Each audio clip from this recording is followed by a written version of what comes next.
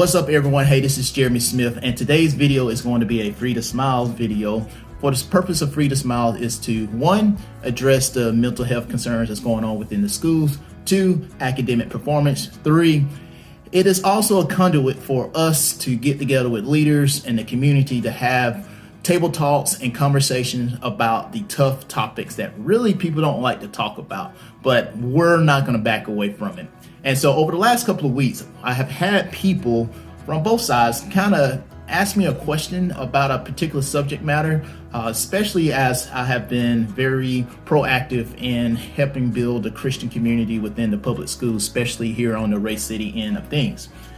Now, this is what people have been asking me over the last few weeks in regards to the public schools. Jeremy, what are your thoughts on Satanist clubs in public schools? And then what are your thoughts on young people identifying as fur animals? I'm just going to be cut to the chase and just tell you, leave them alone. Let them be. The reason being, let them explore in their liberties because that's their right as a student to be able to express themselves through a club or through an identity of something. Now, Kobe Bryant explained this best to me in an interview. He once says, he's like, the best defense is a even better offense. In other words, is that even someone who have great defense, his offense is going to be so great that he's going to win the game that way. And so that's how I've kind of shifted my mind, is that I cannot focus too much, because one of the things that God told me when I got into getting back into school, he said, Jeremy, get the plank out of your own eye before you try to get the speck out of your brother's eye. So that Satanist stuff, I'm not gonna like it. That Satanist stuff, the fur baby things, that's a speck in my brother's eye. So I'm gonna set that aside.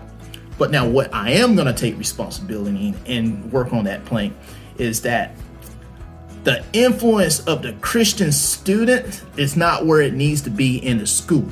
So the Christian club should be the #1 influencer in a public school when it comes to love, hope, peace, joy, overcoming adversity, motivating and keeping one another accountable.